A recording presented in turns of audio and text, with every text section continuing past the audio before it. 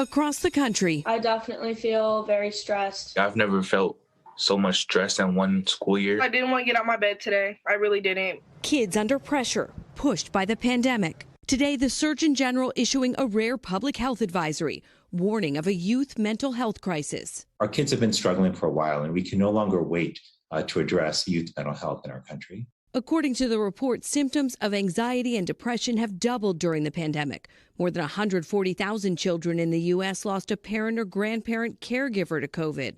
And emergency room visits for suicide attempts were up 51% for adolescent girls compared to 2019. How important is it that kids know they're not alone and that it's okay to talk about mental health? Struggling with your mental health does not mean that something is wrong with you, and it's not your fault. We have to normalize that. We also have to let kids know that it's okay to ask for help. The advisory also a call to action for social media companies. Many companies also design their platforms in ways that proactively enhance and contribute to the mental health and well-being of our children. 18-year-old Ellie Whitehouse knows the struggle after time on social media. I think it definitely makes everyone, and especially girls, feel bad about themselves, especially when, there's such an unattainable beauty standard. Today, Instagram announcing steps it's taking, including a stricter approach to recommendations for teens and tools for parents to monitor their kids' use of the app. The move coming one day before Instagram CEO will face questions before Congress about reports the company's own research show it's harmful to teens.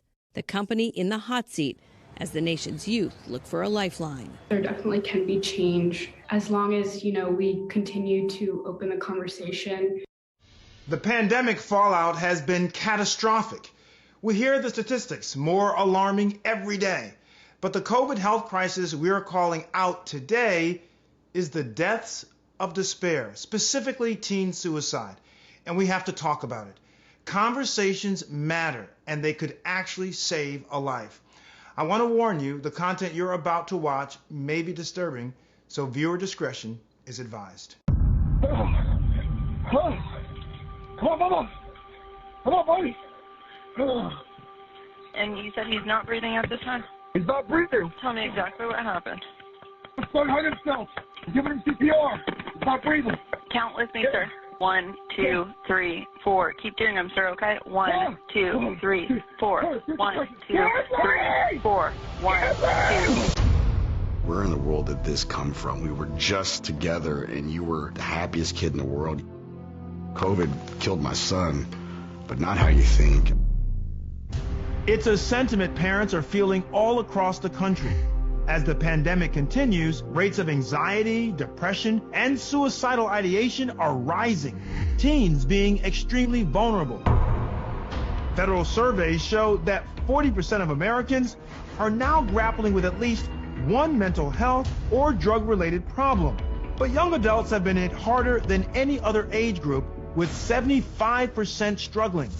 Schools are closed, peer isolation is high, extracurricular sports and activities canceled. There's easy access to a 24/7 news cycle of doom and gloom, and it's getting to our kids. In Pima County, Arizona, in the year 2020, a 67% increase in suicides in kids aged 12 to 17. In Alito, Texas, a dad so devastated that his 12-year-old took his life, he championed this raw PSA to stop the cycle of suicide escalating in these unprecedented times. It's gone.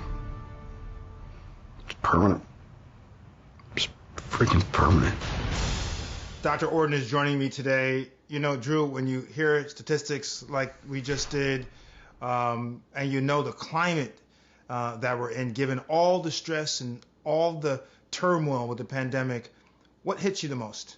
I mean, the whole playing field of what's going on has changed so dramatically. It's not the kid that we typically think of that's going to have mental health issues. It's not the introvert, the poor kid that's been bullied, the kid that's exhibiting textbook signs of depression. Now, affecting the outgoing, popular, confident kids that had everything going for them in schools, they are the ones that are really struggling.